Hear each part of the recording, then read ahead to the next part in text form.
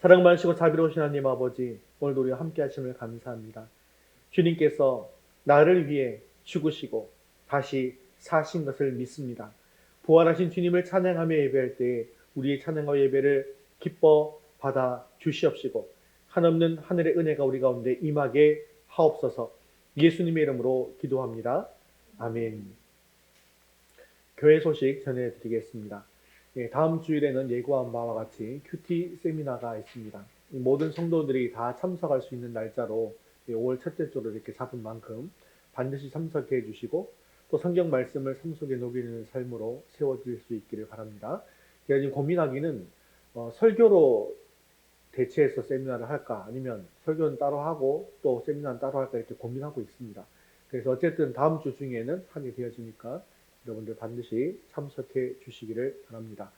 그리고 잘 하고 계시는데요.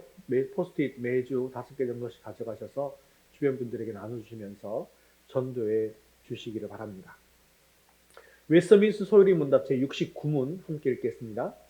제6계명에서 금하는 것이 무엇입니까? 제6계명이 금하는 것은 우리 자신의 생명과 이웃의 생명을 불의하게 빼앗거나 해하는 일들입니다. 4월 생명의 말씀 읽겠습니다. 그리스도를 닮아감 믿음. 히브리서 11장 6절 말씀.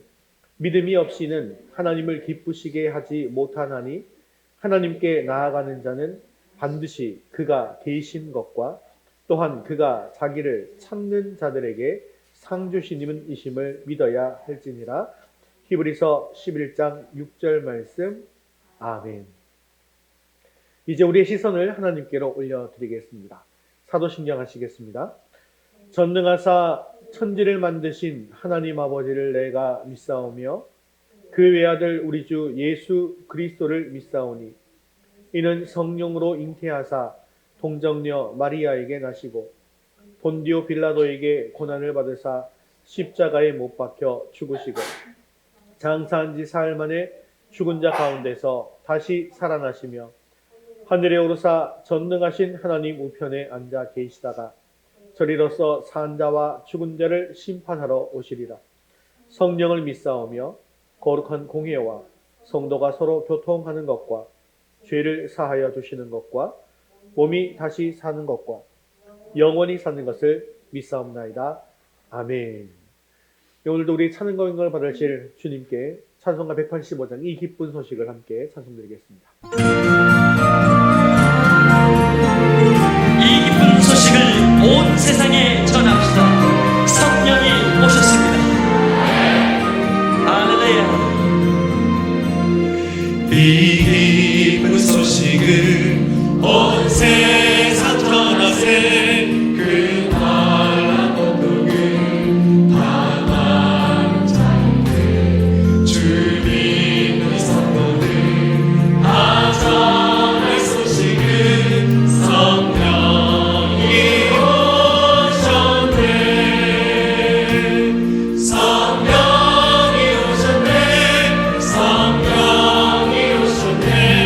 내 주에 보내신 성령이 오셨네. 이 기쁜 소식은 온 세상 전하세. 성령이 오셨네. 마당의 왕에서 저 사로잡힌 자 다 구원하시고 잠자를 주셨네. 승리의 노래가 온 세상에 들리니 성령이 오셨네. 성령이 오셨네. 성령이 오셨네. 내 주에 보내신 성령이 오셨네. 이 기쁜 소식을 온 세상 전하세. 성령이 오셨네. 한없는 사랑과 그 크신 은혜를 늘 의식하면서 한 믿는 자에게 내 작은 힘으로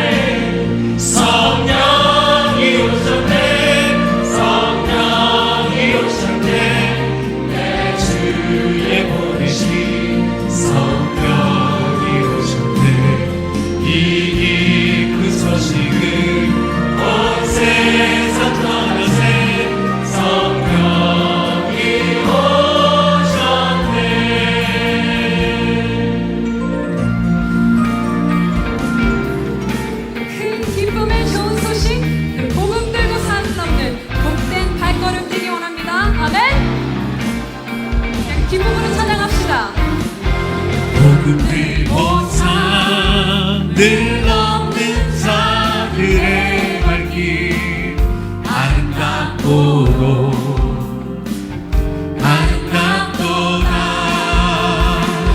평화 전하며 복된 소식을 외치네 주 다스 리시네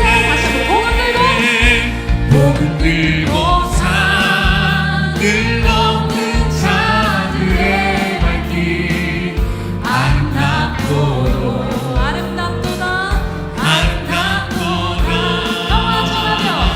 평화 전하며 복된 소식을 외치네 주 다스 리시네 주 다스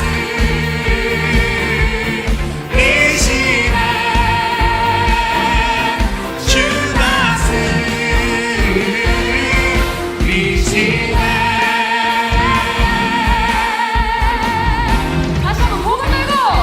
복음 들고 산을 넘는 자들의 발길 아름답도다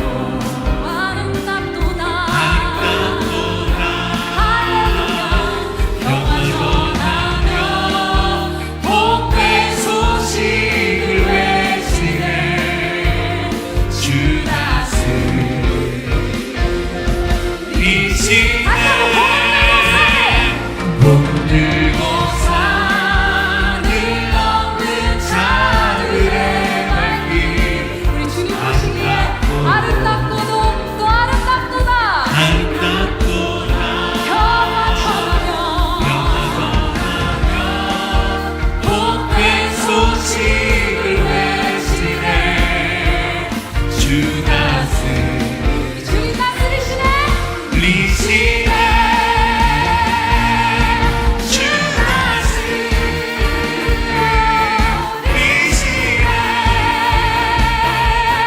주 다스 리시네 주 다스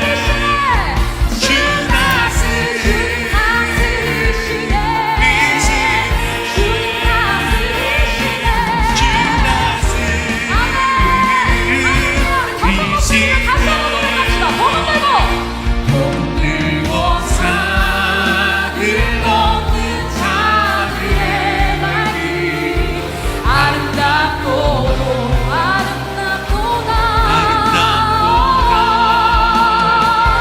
평화 전하며 복된 소식을 외치네 주 다스리소서. 할렐루야. 리시네 주 다스 리시네 주 다스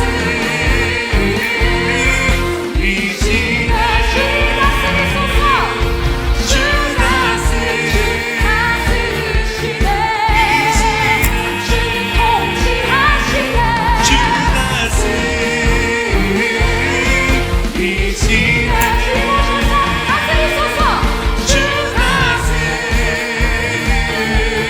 리시네 주 다스 우리 마지막으로 다시 한번 주님 다스리소서. 주 다스 다스리시네. 주님 통치하시네. 주 다스 리시네 할렐루야. 우리 모두 자리에서 일어나셔서 하늘을 문으로 여시고 우리 가운데 가정에 주 얼굴을 구하며 주님을 이렇게 뽑아달라고 기도하는 마음으로 사용드리겠습니다.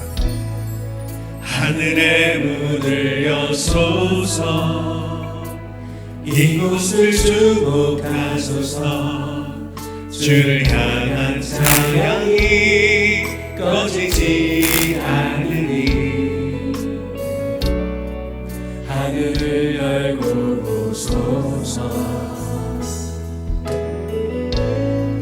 이곳에 임재하소서 주님을 기다립니다 기도의 우리 간절한 마음으로 찬양합니다. 주여 임재하여 주소서. 이곳에 오셔서 이곳에 앉으소서. 이곳에서 드리는 예배를 받으소서. 주님의 이름만이 오직 주의 이름만 이곳에 있으니 이곳에 오셔서 이곳에 앉으소서. 이곳에서 드리는 예배를 받으소서. 주님의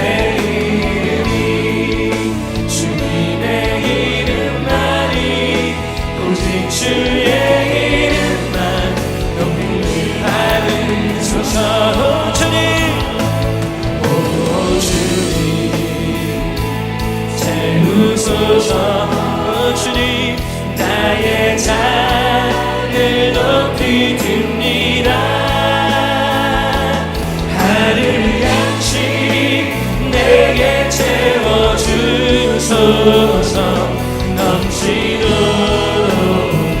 우리 사모는 심령으로 함께 두 손으로 찬양합니다. 오 주님, 오 주님, 오 주님 채우소서. 나의 잔을 높이 듭니다. 하늘 양식 내게 채워주소서. 넘치도록 채워주소서. 우리 영혼을 만족케 하시고 소생을 받으소서. 주님, 오늘 예배 가운데 시원하게 임하여 주셔서 우리 예배를 떠받아 주시옵소서. 오늘도 주님의 음성을 듣게 하시고 말씀을 통하여 주님의 뜻이 이루어갈 결단이 있게 달라고 기도하시니 케이미 성도님 대표로 내게 채워주소서.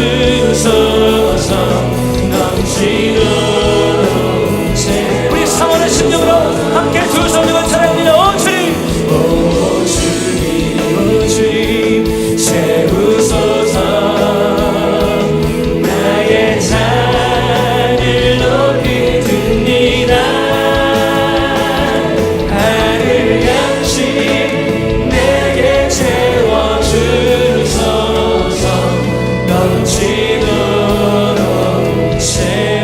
채워주소서. 오늘도 주님 앞에 하시니 감사드립니다. 주님의 부활하심을 찬양하며 이 소식을 기쁘게 전하는 이같이 되게 하옵소서. 이 순간 천국보다 세상이 말하는 성공을 뒤쳤던 순간들을 회개합니다. 세상의 기준을 섬기기보다 주님의 기준이 중심되길 원합니다. 잘못을 알게 하는 마음 주옵시고 항상 듣는 마음을 주사 부르심 앞에 기쁘게 응답하는 삶 살게 주옵소서. 진리 안에서 신앙을 닦아가는 제자가 되기를 원합니다. 말씀과 기도로 성장하는 교회 되게 하옵시고 최선을 드리는 마음을 허락하여 주시길 기도드립니다.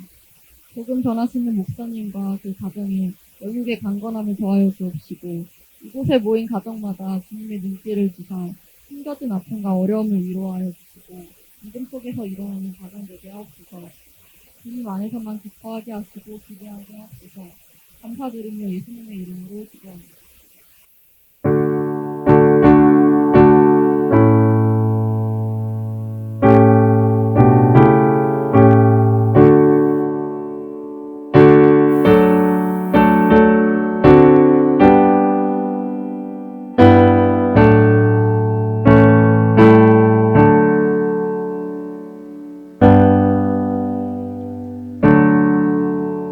오늘 하나님 말씀은 사도행전 4장 5절에서 12절까지 말씀입니다. 사도행전 4장 5절에서 12절까지 말씀 신약성경 192면에 있습니다. 한 목소리로 같이 읽겠습니다.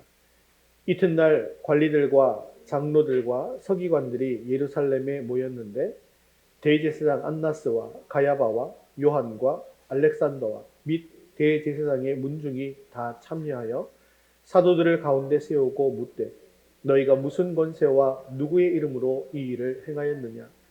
이에 베드로가 성령이 충만하여 이르되 백성의 관리들과 장로들아, 만일 병자에게 행한 착한 일에 대하여 이 사람이 어떻게 구원을 받았느냐고 오늘 우리에게 질문한다면 너희와 모든 이스라엘 백성들은 알라. 너희가 십자가에 못 박고 하나님이 죽은 자 가운데서 살리신 나사렛 예수 그리스도의 이름으로 이 사람이 건강하게 되어 너희 앞에 섰느니라. 이 예수는 너희 건축자들의 버린 돌로서 집 모퉁이의 머릿돌이 되었느니라. 다른 이로서는 구원을 받을 수 없나니 천하 사람 중에 구원을 받을 만한 다른 이름을 우리에게 주신 일이 없음이라 하였더라. 아멘. 지난주일 부활주일이었고요. 우리 한 주일 동안 이 부활을 경험하면서 묵상하면서 여러분 잘 사셨는지 모르겠습니다. 한 주간 동안 삶이 기뻤습니까? 슬펐습니까? 우울했습니까? 대답을 정확하게 여기까지만 하시는데요. 오늘도 이 부활의 주님을 통하여서 주님의 기쁨이 우리 가운데 충만할 수 있기를 원합니다. 또 오늘 말씀을 통해서 우리 삶 가운데서 기적은 누구에게나 일어나면서 또 주님과 우리의 삶의 관계는 어떠해야 하는지에 대해서도 살펴볼 수 있기를 바랍니다. 우리는 매일매일 바쁜 삶을 살아가죠. 그러다 보니까 사실 주님과의 관계에 소홀할 때가 많습니다. 또한 주님이 어떤 분이신지, 주님께서 내 삶에 어떤 의미이신지 모르고 그냥 바쁘게만 살아갈 때가 있더라는 거예요. 그런데 우리는 주님을 주님이라고 부르잖아요. 예수님을 주인이라고 부르잖아요. 결국 내 삶의 주인이 주님이 누구라는 것입니까? 예수님이시라는 거예요. 그래서 내 삶을 이끌어 주시는 분, 내 삶을 인도하시는 분, 내 삶에 기적을 베풀어 주시는 분이 바로 예수님이시다라는 것이죠. 오늘 우리도 부활하신 예수님을 만날 수 있기를 바랍니다. 제자들은 부활하신 예수님을 만나고 난 뒤에 그 삶이 180도 달라졌습니다. 예수를 만나서 바른 믿음을 가지게 되었던 제자들과 같이 우리들도 바른 믿음을 가지고 또 바른 복음을 담대히 전하는 그런 변화된 삶을 가질 수 있게 되어지기를 주님의 이름으로 축원합니다. 우리 첫 번째 같이 읽겠습니다. 예수님의 부활을 통해 바른 믿음을 가집시다. 그 당시 이스라엘 사람들은 3년 내내 예수라고 하는 한 청년에 대한 이야기와 소문을 들었습니다. 이 청년은요, 이스라엘을 다니면서 백성들을 가르쳤습니다. 그리고 병자를 고쳤습니다. 그뿐만이 아닙니다. 죽은 사람인데 살렸다는 소문도 들려옵니다. 또한 보리떡 5개와 물고기 2마리로 5,000명을 먹였다는 소문도 들었습니다. 풍랑이 일었지만 예수님의 말씀 한마디로 그 풍랑이 잠잠해지고 순종하는 이야기도 들었습니다. 그런데 그렇게 소문으로만 듣던 청년 예수가 예루살렘으로 오게 된 것이죠. 예루살렘 사람들은 이 기적의 청년 예수님을 향해서 환호하면서 맞이했습니다. 어떻게 환호했나요? 호산나, 호산나, 다윗의 자손이여. 이렇게 예수라는 청년에 대해서 백성들이 열광하니까 불안한 사람들이 있었어요. 그 사람들이 누구냐면 바로 유대의 종교 지도자들이었습니다. 이 예수님은 예루살렘 성전으로 갑니다. 가서 한 일이 무엇이죠? 성전을 더럽히고 있는 환정사들의 상과 비둘기 파는 자의 의자를 뒤집어 엎었습니다. 그리고 성전에서 백성들을 가르쳤죠. 그래서 그 율법학자들이 예수님을 공경에 빠뜨리고자 아주 곤란한 질문들을 했습니다. 아주 어려운 신학적인 질문들을 한 거죠. 이 청년이 이런 어려운 문제를 어떻게 답할 수 있을까라고 했지만 청년 예수님은 답변이 거침이 없었습니다. 오히려 그들을 궁지로 내몰게 되었죠. 그러다 보니까 예수님의 인기는 예루살렘 내에서 점점점 높아져만 갔습니다. 그래서 결국 이 유대의 종교 지도자들이 한 결정이 무엇입니까? 이 예수를 죽이고자 한 것입니다. 그러던 중에 예수님의 제자 중 한 사람인 가룟 유다가 예수님을 은 30냥에 팔아넘기게 되어지죠. 그래서 결국 예수님은 체포되었습니다. 그리고 예수님을 체포한 성전 경비병들은 그 당시 대제사장인 가야바의 장인 안나스의 집으로 예수님을 끌고 가게 됩니다. 그런데 이 대제사장 가야바는요, 예수님에게 사형 선고를 할 자격이 없었습니다. 왜냐하면 그 당시는 이 형벌을 내릴 수 있는 권한이 이 로마가 통치하고 있던 시대였기 때문에 유대 총독 이 빌라도를 통해서만 할 수가 있었던 것이죠. 그래서 가야바는 빌라도에게 예수님을 넘기게 된 것입니다. 그런데 사실 빌라도는요, 예수님이 죄가 없다는 사실을 너무나도 잘 알고 있었어요. 하지만 예수님을 못 박아라, 못 박아라, 십자가에 못 박아라 라고 하는 이 유대인들의 성화에 못 이겨서 결국 사형 선고를 내리게 되었습니다. 그리고 예수님을 십자가에 처형하도록 내어주고 말게 된 것이죠. 결국 예수님은 심한 매질을 당했습니다. 모욕을 당했습니다. 수치와 고통을 당했습니다. 그리고 결국 십자가에 못 박혀 죽으셨습니다. 이때 제자들이 어떻게 했나요? 예수님을 붙들고 슬퍼했을까요? 아니죠.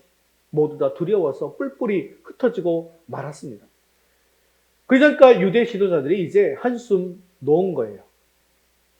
예수님이 죽었다는 걸 확실히 알게 된 거죠. 왜 그렇습니까? 예수님이 죽으시기 직전에 한 일이 있어요. 뭐냐 하면 이 다리를 꺾은 것입니다.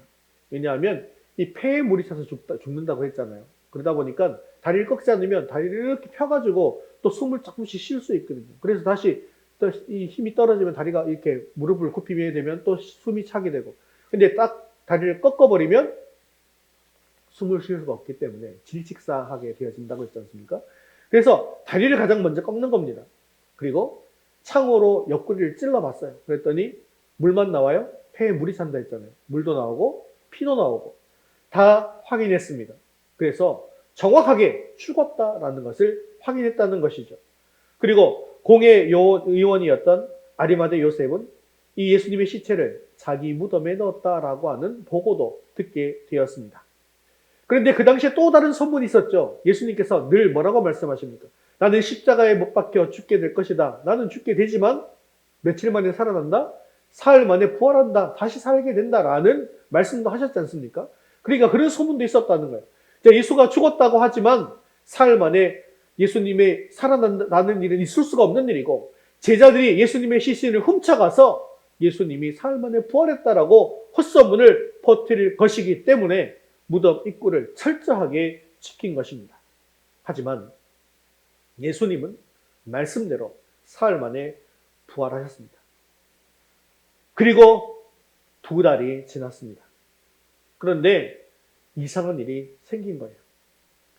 예수님이 잡히시던 그날 밤에 혼비백산 도망쳤던 제자들, 심지어 3번이나 예수님을 부인하고 도망쳤던 베드로가 이제 완전하게 바뀌게 된 것입니다. 예수님이 잡히고 난 이후에 또 십자가에 달리시고 난 이후에 도망쳤던 베드로는 이제는 예루살렘을 당당하게 다니면서 복음을 전하고 있더라는 것입니다. 하루에 3,000명이 예수를 믿고 세례를 받게 되었습니다. 그리고 예수님 믿는 사람들이 성전에서 모이고 집에서 떡을 떼며 구원받는 사람들이 날마다 늘어나게 된 것입니다. 그러는 중 예수님의 제자 베드로와 요한이 성전 미문 앞에서 날 때부터 걷지 못했던 거지를 일으켰다라고 하는 소문이 퍼지게 되었습니다. 이런 일은 한 번도 본 적이 없기 때문에 사람들은 당황할 수밖에 없었습니다. 더군다나 예수님을 십자가에 못 박아 죽이도록 했던 제사장들과 장로들의 충격은 이루 말할 수가 없는 것이었습니다. 항상 성전문 앞에서 구걸하던 거지였기 때문에 모든 예루살렘 사람들이 이 거지를 다 알고 있어요. 그가 날 때부터 걸어본 적이 없는 사람이다라는 사실도 너무나도 다 잘 알고 있습니다. 그런데 그 사람이 지금 걷고 있는 것이죠. 세상에 어떻게 이런 일이 일어날 수 있습니까? 그래서 사람들이 이 고침받은 사람과 제자들 앞에 모여들게 된 거예요. 그리고 제자들이 전하는 그 말씀을 귀담아 듣고 있습니다. 그리고 이렇게 복음을 듣고 또 5천 명이 예수님을 믿게 된 거예요. 그러자 제사장들이 너무나도 놀라서 부랴부랴 이 제자들을 잡아들이게 됩니다. 그리고 이튿날 유대인 지도자들과 장로들과 율법학자들이 예루살렘에 모였는데요. 대제사장 안나스를 비롯해서 대제사장의 가문에 속한 모든 사람들이 함께 참석을 합니다. 그리고 그들은 사도들 가운데 세워놓고 이렇게 묻게 되는 것이죠. 사도행전 이렇게 물었죠. 너희가 무슨 권세와 누구의 이름으로 이 일을 행하였느냐라고 이렇게 묻게 되어집니다. 제사장들이 이렇게 물을 만큼 한 번도 일어나서 걸어본 적이 없는 그런 사람이었기 때문에 이렇게 일어나 걷게 되었다는 사실이 너무나도 충격적이었다는 거예요. 이런 기적은 누구 있을 때 일어나는 일입니까? 예수님이 있을 때 일어나는 일이었어요. 그런데 분명히 그 예수를 우리가 잡아서 십자가에 못 박혀 죽였는데 왜 이런 일이 일어나느냐는 것이죠. 물론 하나님의 역사로 이런 일이 일어났다라고 이야기한다면 누구라도 기뻐하고 축하해야 할 일 아니겠습니까? 하지만 이들은 결코 기뻐할 만한 입장이 안 되었다는 것입니다. 왜냐하면 베드로와 요한은 자신들이 십자가에 못 박혀 죽였던 나사렛 예수의 제자들이기 때문이죠. 그리고 그들이 무슨 소문을 지금 내고 다니고 있습니까? 예수가 부활했다라는 거죠. 예수님이 부활했다라는 이야기를 하고 다니고 있기 때문에 예수의 이름으로 이 거지가 걸을 수 있게 되었기 때문에 그들은 화가 날 수밖에 없었던 것입니다. 자기들은 이런 일을 누군가가 행했다라는 소식을 들어본 적이 없습니다. 또한 자기들을 통해서도 이런 역사가 일어난 적이 한 번도 없습니다. 그런데 사탄의 두목이다 라고 해서 십자가에 못 박아 죽였던 그 예수님의 제자를 통해서 예수님의 이름으로 이런 일이 나타났다고 하니까 당황하지 않을 수가 없었다는 거죠. 그래서 그들은 모두가 모여서 베드로와 요한을 신문하고 있습니다. 그런데 그 첫 번째 질문이 무슨 권세와 누구의 이름으로 이런 일을 하였느냐라고 하는 것입니다. 그런데 이때 베드로가 달라진 부분이 있습니다. 부활하신 예수를 만나고 마가의 다락방에서 열심히 기도하는 가운데 오순절에 무엇이 임한 것입니까? 성령이 임했다는 거예요. 그러니까 지금 이 상황에서 베드로는요, 어떤 일이 벌어지냐면 성령이 충만하게 되어집니다. 성령이 충만한 베드로가 대답합니다. 평생 동안 한 번도 걸어보지 못한 안진뱅이가 당당히 일어서 있는 모습을 바라보면서 베드로가 이렇게 선언하는 거예요. 사도행전 4장 10절 말씀, 우리 세번역 성경을 읽겠습니다. 이 사람이 성한 몸으로 여러분 앞에 서게 된 것은 여러분이 십자가에 못 박아 죽였으나 하나님이 죽은 사람들 가운데서 살리신 나사렛 예수 그리스도의 이름을 힘입어서 된 것입니다. 이 사람을 고친 것은 우리가 한 일이 아니라는 것이죠.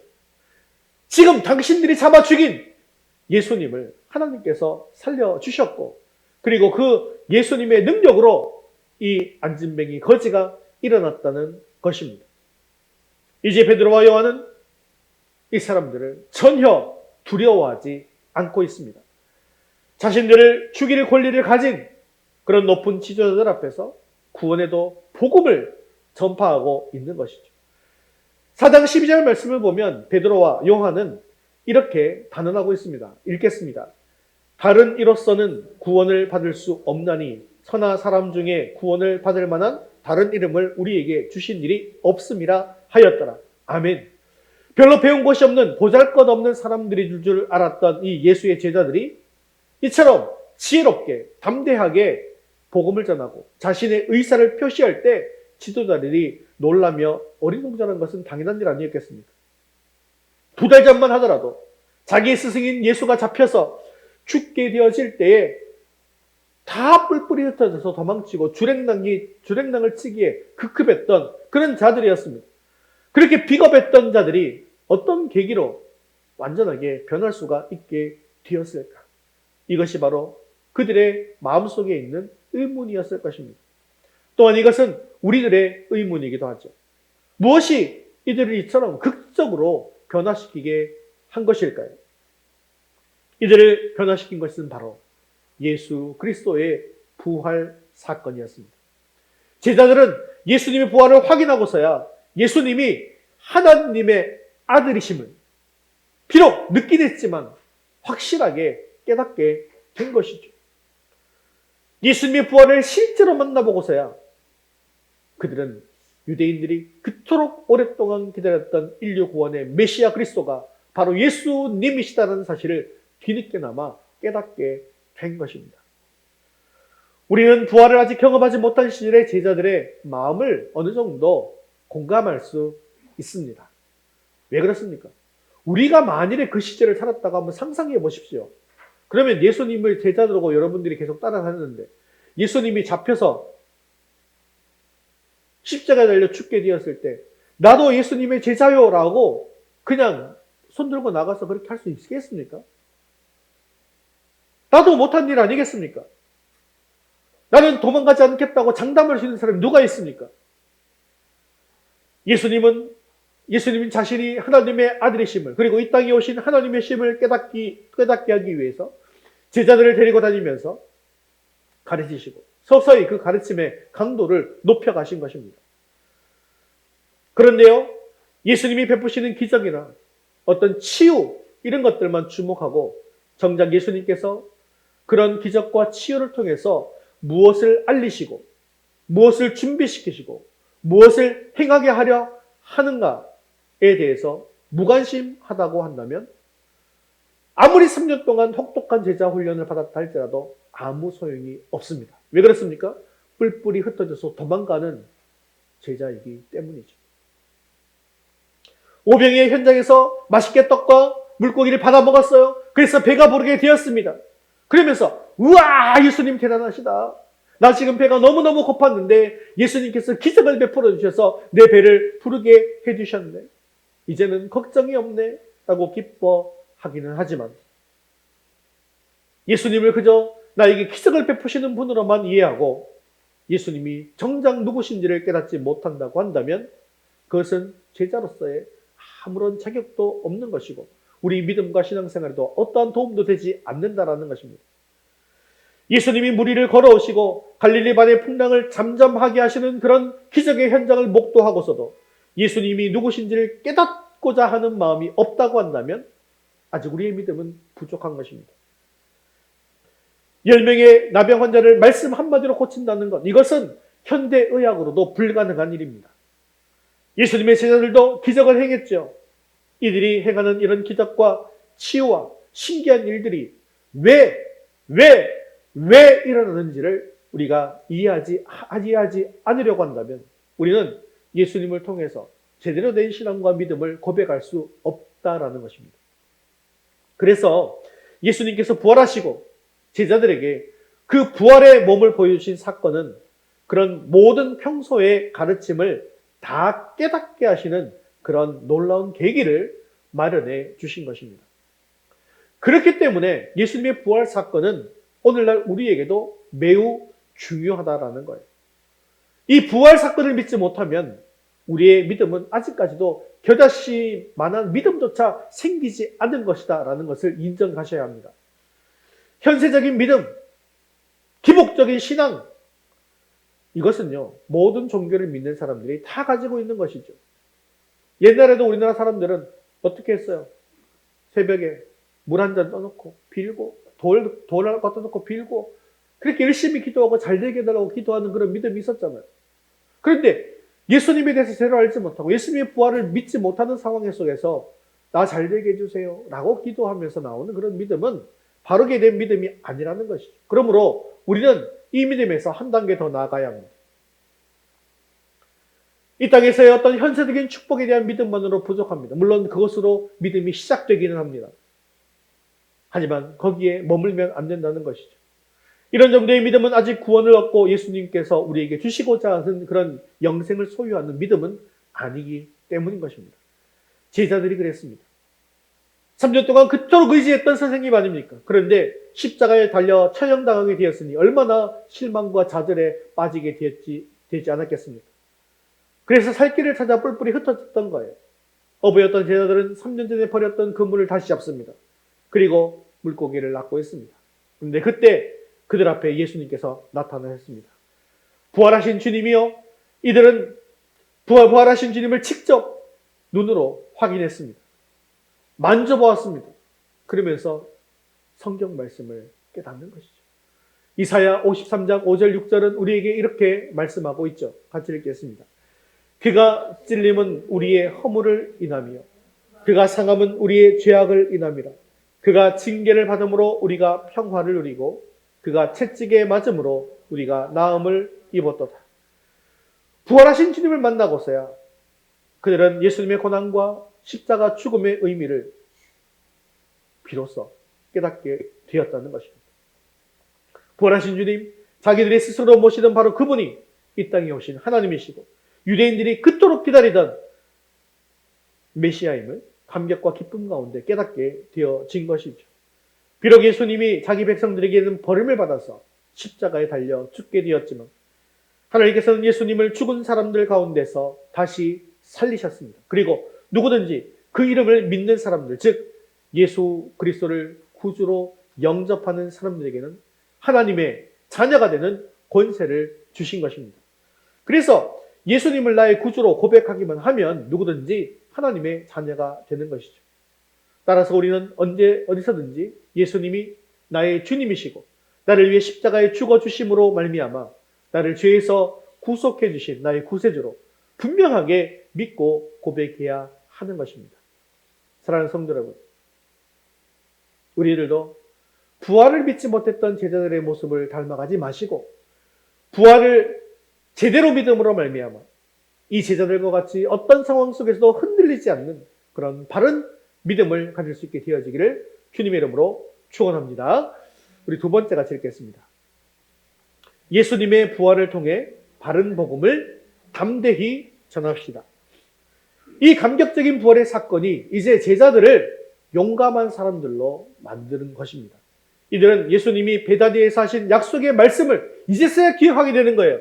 예수님께 베다니에서 뭐라고 말씀하셨습니까?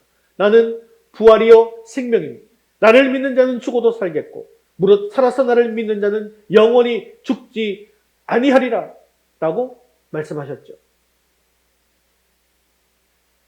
예수님의 부활 사건은 그들에게 영원히 죽지 아니하리라고 하는 그런 소망을 주게 된 것입니다.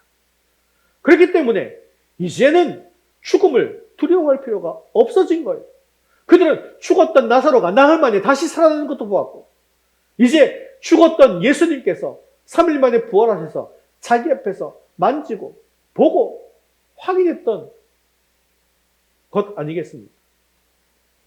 이제 그들은 죽음이 두렵지 않기에 무서울 것도 없어진 것입니다.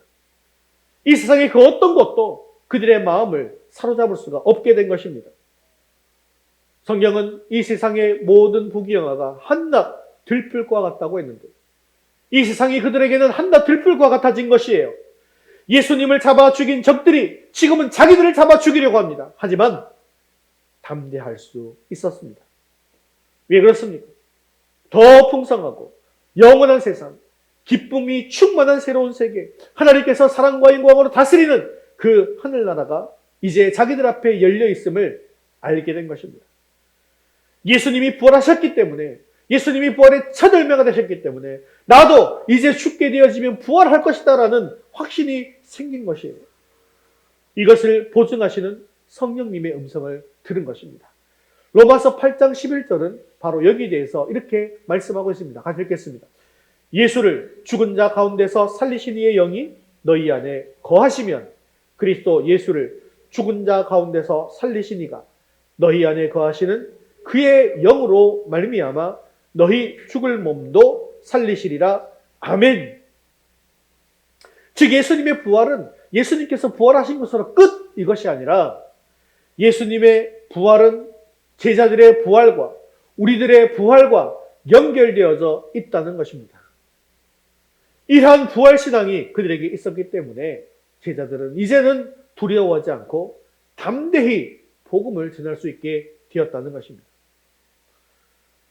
사랑하는 성도 여러분, 우리가 이 땅에 살면서요, 이렇게 힘들게 개척교회를 섬기며 복음을 전하는 이유가 어디에 있는 것입니까?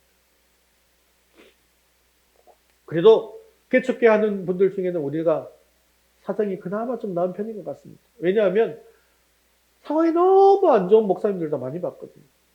가봤더니 지하로 내려가요. 근데 그냥 지하면서 좀 이렇게 깔끔하고 좀 뽀송하게 뭐 제습기도 좀 있고 이런 데도 있는데 거기는 갔더니요 물이 줄줄 새고요. 옆방으로 갔더니 바닥에 물이 흥건해가지고 그러니까 냄새 어떻게 이 예배당의 냄새가 어떻겠어요? 쾌쾌하고 막 썩은 냄새. 저쪽 뒤에는 다 곰팡이 쓰러져 있고 그런 상황 속에서 사역하는 목사님도 보았습니다. 그나마 또 거기는 건물이라도 지하라도 구할 수 있어서 다행이죠. 건물을 구할 수 없어서 집에서 지금까지 몇 년째 사역하시는 그런 목사님들도 계십니다. 그런데요, 이렇게 작은 교회, 심지어 집에서 개척하면서 사역하는 이유가 어디에 있는 것입니까? 무엇 때문입니까? 왜입니까? 그것은 아직도 예수님을 하나님의 아들로 구원의 주님으로 알지 못하고 하루하루를 살아가는 사람들에게 복음을 전하기 위한 것입니다. 그렇기 때문에 작은 교회로 시작했어요. 개척교회로 시작했고 개척교회로 사역하고 있지만 우리 개척교회 구성원들 안에는 늘 기쁨이 넘칩니다. 성령이 역사합니다.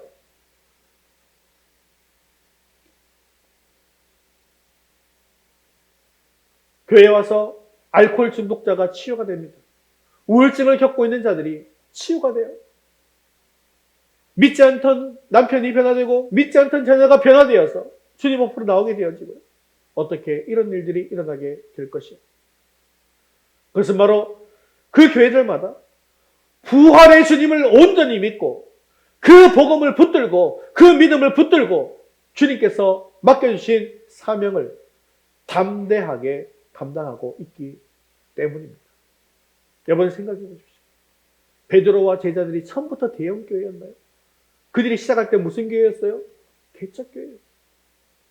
이 번듯한 예배당 건물이 있었을까요? 아닙니다. 그들이 들고 나간 것은 부활의 믿음을 가지고 복음을 들고 예수 그리스도의 이름으로 나아간 것입니다. 그것이 바로 예수님께서 그들에게 주신 사명이기에 그것이 힘들고 어려운 길이라 할지라도 담대하게 나아갈 수 있었던 것입니다. 사랑하는 성도 여러분, 우리들에게도 이러한 주님의 능력이 충만하기를 바랍니다. 오늘 말씀에도 다른 이로서는 구원을 받을 수 없나니 천하 사람 중에 구원을 받을 만한 다른 이름을 우리에게 주신 일이 없음이라 하였더라 라고 말씀하고 있습니다. 다른 이로서는 구원을 받을 수 없다라고 하는 예수복음, 세상 사람들은 독선이라고 이야기하지만 그것은 결코 독선이 아닙니다. 기쁜 소식입니다. 부활신앙을 선포하는 우리 기독교는 세상 사람들이 흔히 말하는 아집과 독선과 고집의 종교가 아닙니다. 진리를 선포하는 하나님의 비밀을 맡은 청지기인 것이죠. 그러므로 우리가 나아가서 복음을 증거할 때 조금도 부끄러워하거나 두려워할 필요가 없습니다.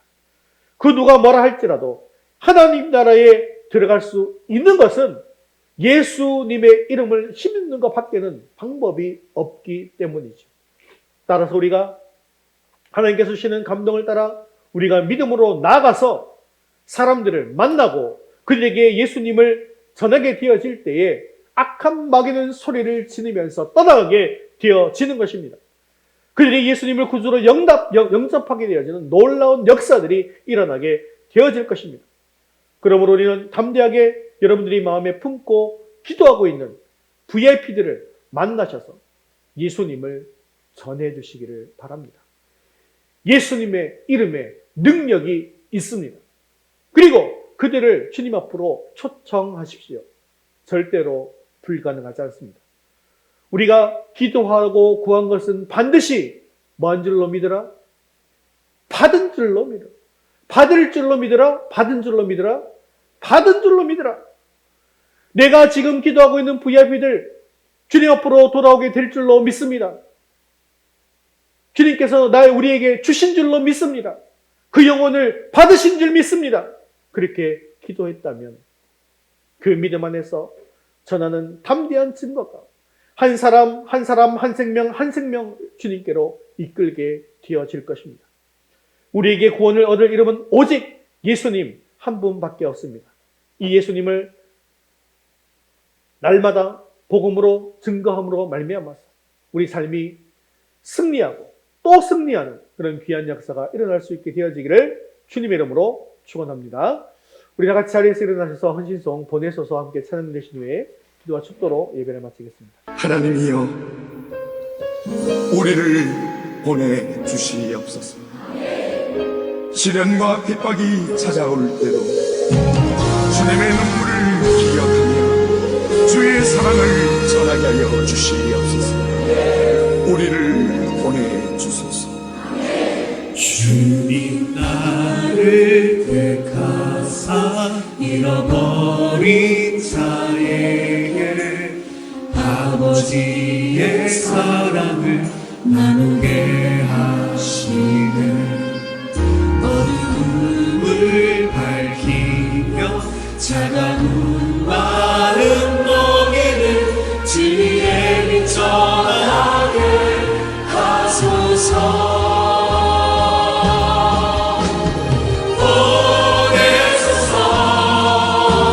시련이 찾아올 때도 주님의 눈물 기억하게 하소서. 보내소서. 주께서 가신 길을 나도 걸어가게 하소서.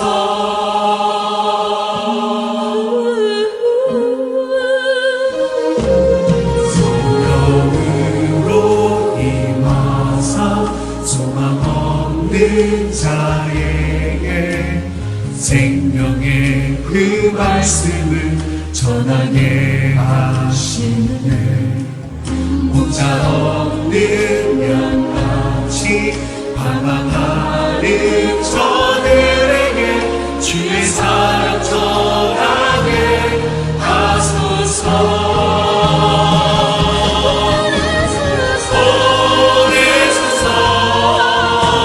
시련이 찾아올 때도 주님의 눈물 기억하게 하소서. 보내소서. 주께서 가신 길을 나도 걸어가게 하소서.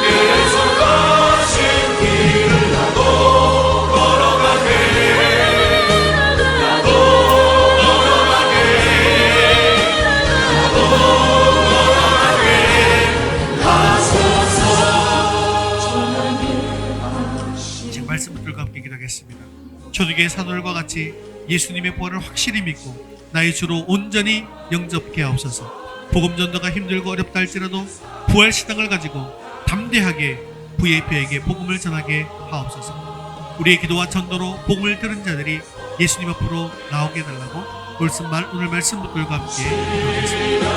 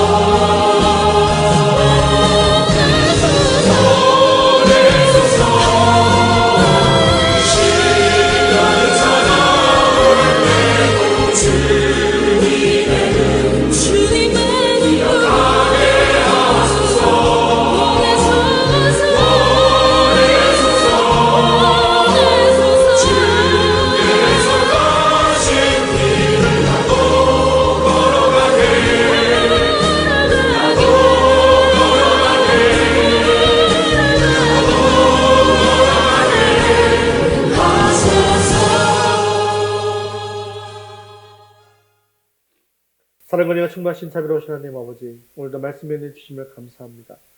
우리가 예수님의 부활과 우리의 부활을 확실히 믿는 자가 되게 하여 주시옵소서. 예수님이 하나님의 아들이시며 나의 주가 되심을 믿게 하여 주옵소서.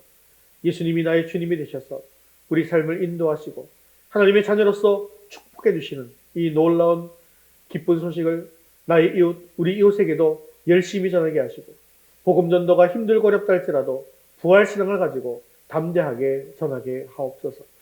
우리가 눈물로 기도하는 VIP들에게 복음을 전할 때 그들에게 들을 귀를 열어주시고 마음 문을 열어주셔서 주님 앞으로 나오는 은혜가 임하게 하옵소서.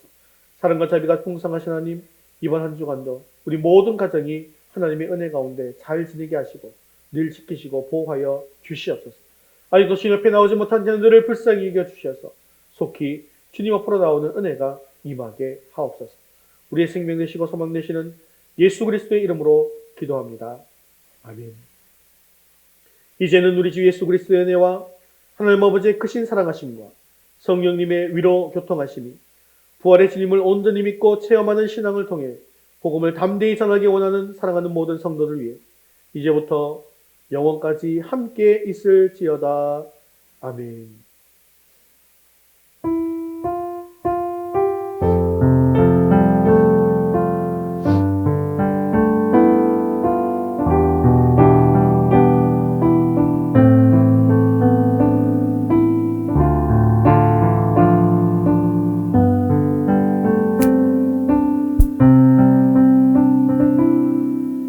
우리 4월 파송 찬양 오직 예수 찬송드리겠습니다.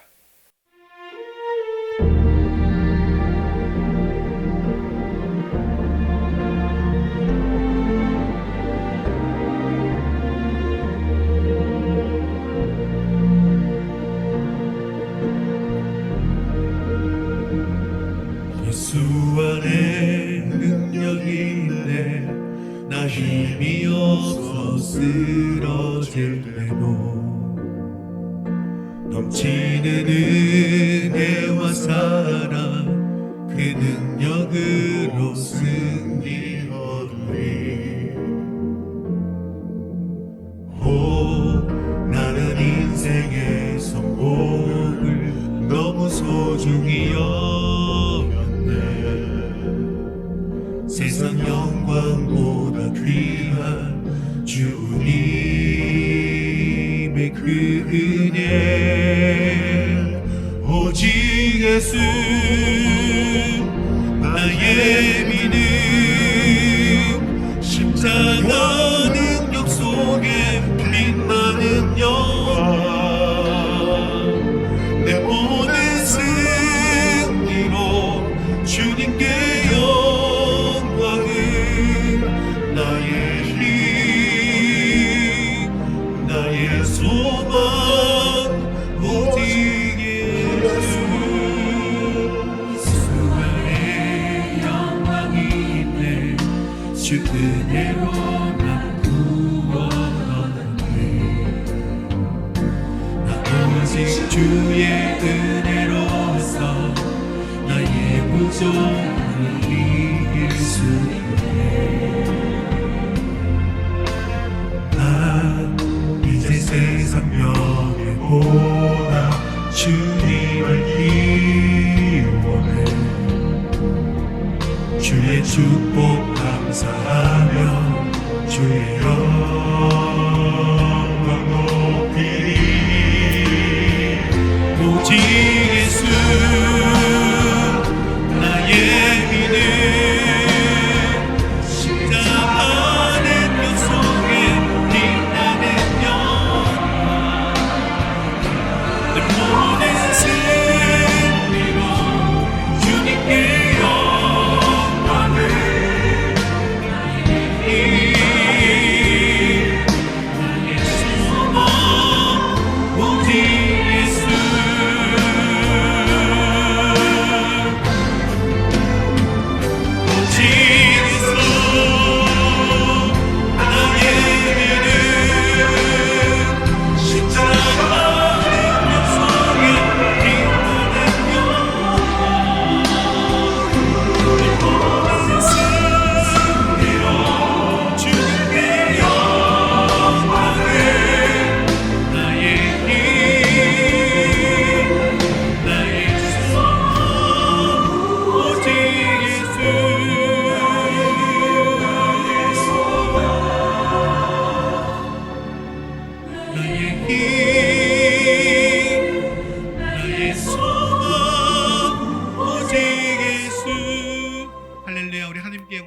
하겠습니다. 믿음으로 승리하는 한 주 되시길 바랍니다.